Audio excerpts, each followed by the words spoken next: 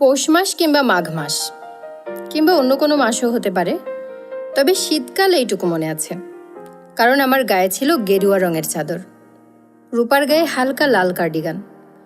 প্রথমে অবশ্য কার্ডিগানের দিকে আমার চোখ পড়ল না, আমার চোখ পড়ল তার মাথায় জড়ানো স্কার্ফের দিকে। স্কার্ফের রং গাঢ় সোনালি। কাপড়ে সোনালি এবং রূপালি এই দুটি রং সচরাচর চোখে পড়ে না। হয়তো এই দুটি রং কাগজে খুব ভালো ধরে, কাপড়ে ধরে না। সোনালি রঙের স্কার্ফ মাথায় জড়ানো বলে দূর থেকে তার চুলগুলি মনে হচ্ছিল সোনালি। দেখলাম সে আমার দিকে এগিয়ে আসছে। আমি বসে আছি ইউনিভার্সিটি লাইব্রেরির বারান্দায়, বসেছি ছায়ার দিকে। শীতকালে সবাই রোদে বসতে ভালোবাসে, আমিও বসি, তবু ছায়াময় কোণ বেছে নিয়েছি, কারণ ওই দিকটায় ভিড় কম। আমি লক্ষ্য করছি রূপা আসছে। আমি তাকে চিনি, তার নাম জানি। সে যে ধবধবে সাদা গাড়িটাতে করে আসে তার নম্বরও জানি, ঢাকা ভ 8782। শুধু আমি একা নই, আমাদের ক্লাসের সব ছেলেই জানে। সবাই কোনো না কোনো ছলে রূপার সঙ্গে কথা বলেছে, অনেকেই তার বাসায় গেছে।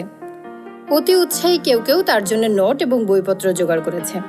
রূপার জন্মদিনে সব ছেলেরা মিলে একটা জল রং ছবি উপহার দিল। ছবিটার নাম বর্ষা। ছবির বিষয়বস্তু হচ্ছে একটি মেয়ে কদম গাছের একটি নিচু ডালে হাত দিয়ে মেঘমেদুর আকাশের দিকে তাকিয়ে আছে। চমৎকার ছবি। ছবিটা পাওয়া গিয়েছিল বিনা পয়সায়, তবে বাঁধাতে খরচ হলো 500 টাকা। সেই টাকা আমরা সবাই চাঁদা তুলে দিলাম। রূপা হচ্ছে সেই ধরনের মেয়ে যার জন্য চাঁদা তুলে কিছু একটা করতে কারোর আপত্তি থাকে না। ছেলেরা গভীর আগ্রহ এবং আনন্দ নিয়ে এদের সঙ্গে মেশে এবং জানে এই জাতীয় মেয়েদের সঙ্গে তারা কখনোই খুব ঘনিষ্ঠ হতে পারবে না। এরা যথাসময়ে বাবা মার পছন্দ করা একটি ছেলেকে বিয়ে করবে, যে ছেলে সাধারণত থাকে বিদেশে। রূপা আমার সামনে এসে দাঁড়ালো, মাথার স্কার্ফ খুলে ফেলে বলল, কেমন আছো? রূপাকে যেমন সবাই তুমি করে বলে, রূপাও তেমনি সবাইকে তুমি করে বলে। তার সঙ্গে দীর্ঘ 2 বছরে আমার কোনো কথা হয়নি, আজ হচ্ছে। আমি তার দিকে তাকিয়ে হাসলাম, আন্তরিক সুরে বললাম, ভালো আছি, আপনি কেমন আছেন? রূপা বিভ্রান্ত হয়ে গেল। আমি আপনি করে বলবো তা সে আশা করেনি, তাকে অপ্রস্তুত এবং লজ্জিত মনে হলো। সে এখন কি করে তাই আমার দেখার ইচ্ছা। তুমি করেই চালিয়ে যায় না আপনি ব্যবহার করে। বাংলা ভাষাটা বড়ই গোলমেলে, মাঝে মাঝেই তরুণ তরুণীদের বিভ্রান্ত করে। রূপা নিজেকে সামলে নিল, সহজ গলায় বলল, আপনি আপনি করছেন কেন? আমাকে অস্বস্তিতে ফেলবার জন্যে? আমি এত সহজে অস্বস্তিতে পড়ি না। আমি বললাম, বসো রূপা। রূপা বসতে বসতে বলল, অনেক দিন থেকে আপনার সঙ্গে আমার কথা বলার ইচ্ছা। কথা বলো। কেন কথা বলার ইচ্ছা তা তো জিজ্ঞেস করলে না? জিজ্ঞেস করলাম না, কারণ কেন কথা বলার ইচ্ছা তা আমি জানি।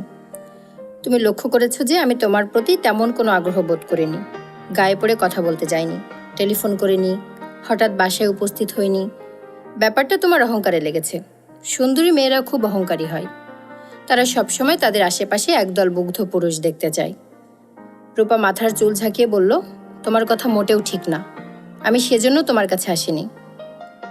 আমি শুনেছি তুমি ভবিষ্যতের কথা বলতে পারো, হাত দেখতে পারো, অলৌকিক কিছু ক্ষমতা তোমার আছে। আমি সেই সম্পর্কে জানতে চাই।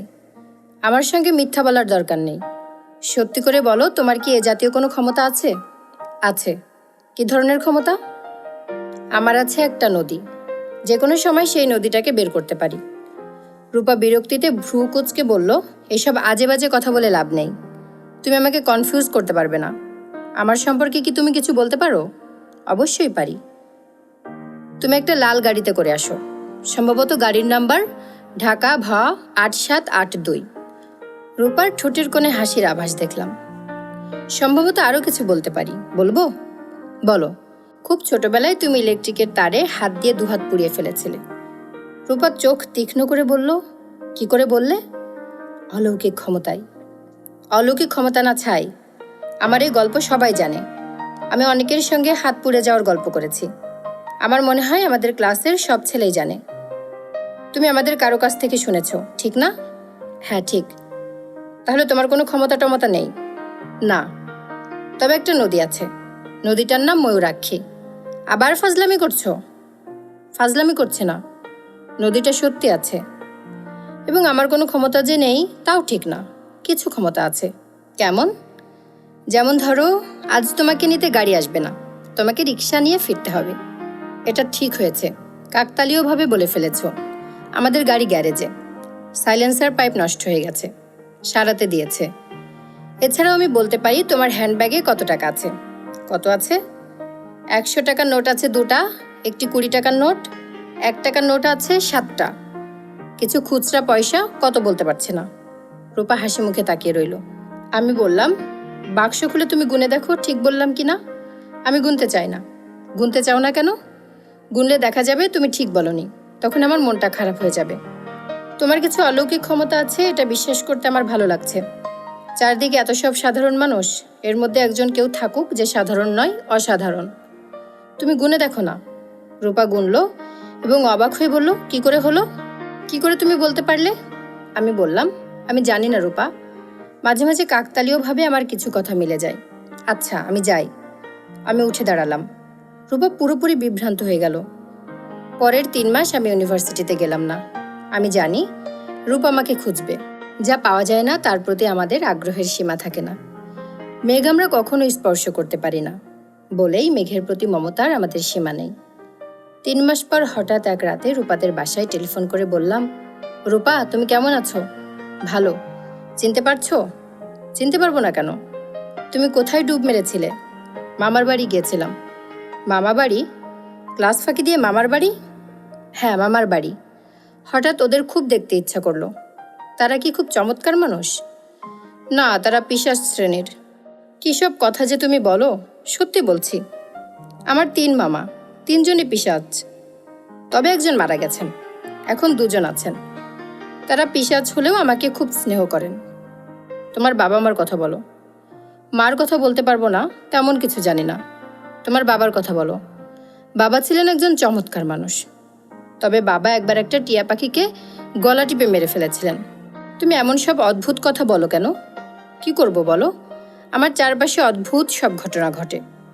রূপা খানিকক্ষণ চুপ করে থেকে বলল, তুমি কি জানো আমি তোমার কথা খুব ভাবি? আমি জানি। সত্যি জানো? হ্যাঁ জানি। কি করে জানো? ভালোবাসা টের পাওয়া যায়। অনেকক্ষণ চুপ করে থেকে রূপা বলল, কেন জানি তোমার কথা আমার সব সময় মনে হয়। এর নাম কি ভালোবাসা? আমার জানা নেই রূপা। তুমি আসবে আমাদের বাসায়? আসবো। কখন আসবে? এক্ষুনি আসছি। এত রাতে বাবা হইচই শুরু করবেন। তুমি কি সকালে আসতে পারো না? না রূপা, আমাকে এক্ষুনি আসতে হবে। আচ্ছা বেশ, আসো। তোমার কি কোনো নীল রঙের শাড়ি আছে?